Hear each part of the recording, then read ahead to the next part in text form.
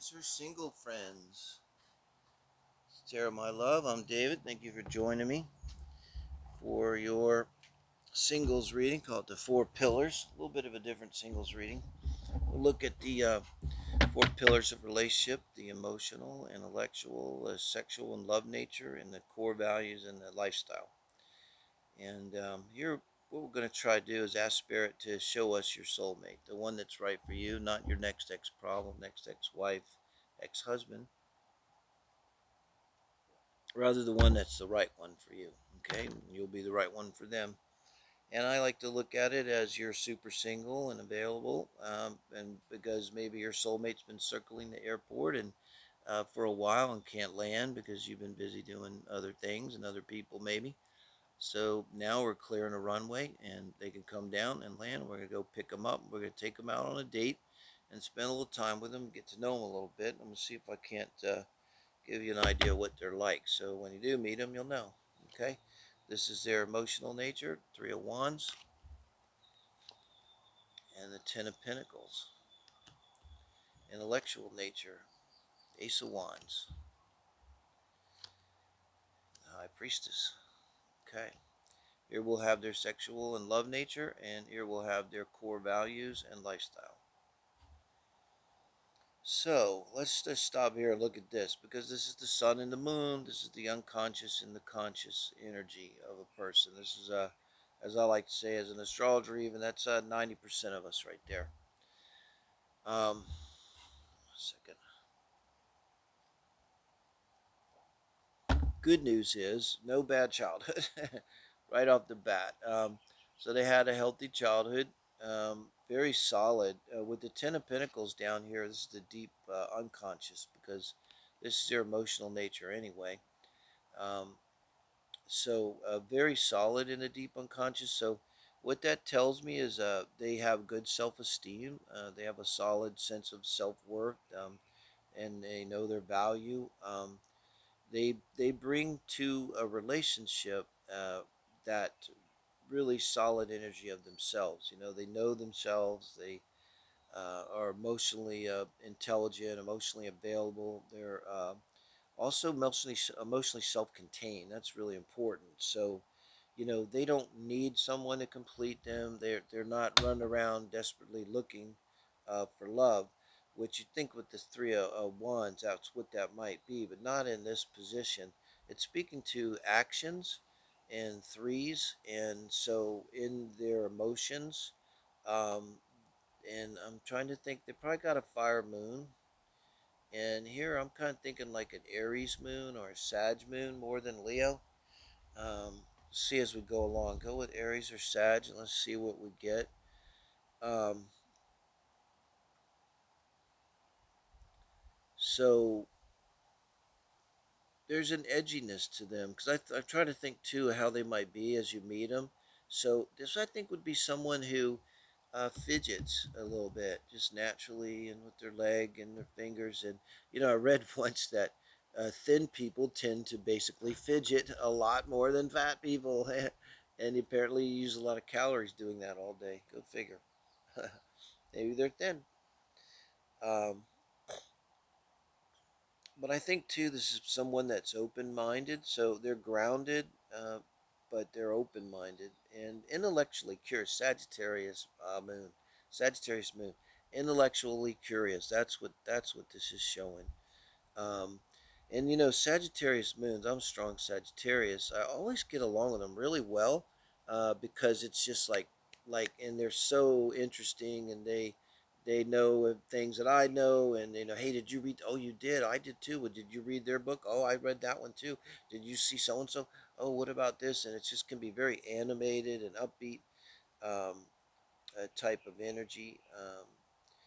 I think that's what you're going to see. So now, intellectually, with the Ace of Wands and the High Priestess, kind of amazing. Um, so definitely, you got Three of Wands and the Ace of Wands. Okay, so this is going to be a pretty outgoing person. When you meet him, this is not a wallflower. This is not someone that's reserved like I am mostly. This is someone who's very outgoing, very demonstrative, very positive. The way they speak, maybe kind of fast, a little bit loud, that kind of thing. Real fiery type of energy to them. But with the High Priestess down here at the bottom, next to the Ten of Pentacles, man, this person is all kind of balanced, and it's kind of reversed. Like if the High Priestess is that intuition, you'd think that'd be over here in the emotional area, and the Ten of Pentacles, it would be more in line uh, with thoughts in the Sun energy, I would think. Um, so they're reversed. So there's someone that might think they're feeling some with the High Priestess here. So one of the things that might could help them, because it helped me a lot with tarot, and I try to talk to other Mercury type people with this, is to understand that their intuition is mental. Like they might be thinking of intuition as something, but it's just a thought. So they'll have a thought, and that's their intuition. And the thought could be, I don't trust this person, or I really trust this person. And maybe they don't really see that as intuition, but so they have a very strong intuition into their mental life.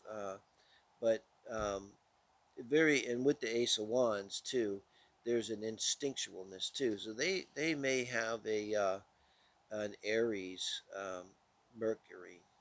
Yeah, that's coming to mind with the Ace of Wands. So someone that's kind of instinctual. They don't have to spend a lot of time thinking things through, logicking it out like a Virgo might do, doing the discernment, or a Libra weighing it. They're just there. They have that instinct. And it's funny because the Aries usually get it right. You might think, oh, they just go off half cocked, but usually it serves them pretty well, that energy. So let's look at their sexual nature here. Ten of Wands and their sexual and love nature, and King of Wands. Wow, we got some fire, guys. It could be a fire sign here. King of Cups. This is my Jim Morrison of the Doors. King of Cups, my favorite. Could also be the dude we're thinking of. Because you look at him, it kind of looks more like Jim Morrison, doesn't it? But I kind of think of the dude with the white Russian and his cup there and his robe, and he's answering the door. Hey, man, you say hippie like it's a bad thing, man. Yeah, he's a dude. So that's their core values and lifestyle, the King of Cups and the Five of Cups. Very interesting. In lifestyle, someone asked me, do you want kids? Do you not want kids? You want to live in the city, the country, a house, apartment? Is your emphasis on work? Is it on something else? Do you want to have a dog? Do you not want to have a dog? Do you smoke? Do you not smoke? You can go on like that. But the core values are so important. If you don't share core values, it doesn't work. So let me look at their lifestyle core values. With the King of Cups, I don't want to say they're traditional because it's not that king. So they're probably not traditional. There's someone that would be okay. I'm not talking about they want a menage a trois. I mean, they're um, might not go along with the traditional view of life, like a 9 to 5 job, and the white picket fence, and the marriage, and the kids, and the comb, and the country. I think they're kind of doing their own thing. They probably work on their own, so they'll tell you about that. I think they could well work. They're very balanced. They could work as a counselor of some kind. They could work like they've been doing it a while, being the king, and maybe they're like in some kind of administrative role, like they're in some kind of mental health work and they're in an administrative role in it, or they've been doing it for a while. Because you see with the Five of Cups here, I think this is them dealing with this with other people. I really get the feeling that we're dealing with like a therapist here. I'm trying to think of what else possibly be like a psychologist, psychiatrist, um, um, psychiatric nurse, someone like this. that deals with these type of things. So they'd be pretty open. I think they'd be pretty wide open. Like they might say like, well, where do you want to live? And you're like, I've always wanted to live on a high rise with the view, or I've always wanted to live on a little cottage on a lake. And they're like, okay, cool. I'm kind of getting Sag energy here. Okay, cool. That's Sag. Um, Sag Sun. So then we got to get to their Venus energy and their Mars energy. And if we've got a Sagittarius Sun here, and very well have an Aries, if we have an Aries Mercury, it could be a Sag Mercury. It's similar, um, but it would have to go one or the other, and that would make that all Aries. I see more Sag. You could literally have someone that has, and I have Mercury and Mars and Sag, Jupiter and the Sun. So I think you could be dealing, it wouldn't be unusual to have someone that has Mercury, Mars, and Venus all in Sagittarius, okay? And so what this means is this person is in perfect alignment. What they think and what they say and then what they do is all one, you know? Uh, I was sad there is an honesty about us. So they're not duplicitous in any way. They're completely trustworthy. What they think and what they say is the same thing. If they're saying to you something, they're not meaning something else. They're not saying. They're just saying exactly what they mean, and then they're gonna do what they say. They're very straightforward energy. So, and I definitely see them in some kind of management position, but it's different. I mean, they could manage a recovery center for addictions and stuff, but I don't see them having that, you know, um, which is why they might be in management. I don't know, um, type of thing. But sexually here, it's going to be off the hook. This is going to be like just very passionate, fiery sex. And the way they love you is going to be that way too. A very passionate love, like you might be married 10 years and they're still going to treat you like you just met. Um, in your composite, look for a fifth house sun. Just hit me. Look for a fifth house sun, which sometimes means, bad, but it'll be well aspected. And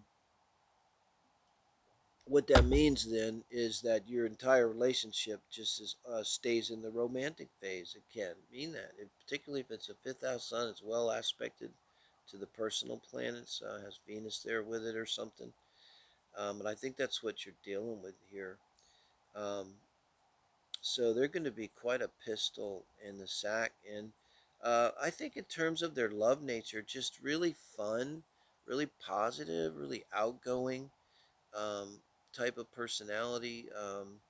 They don't let things get them down. When they're making love, I mean, it's fast, furious, fun. Clothes are flying.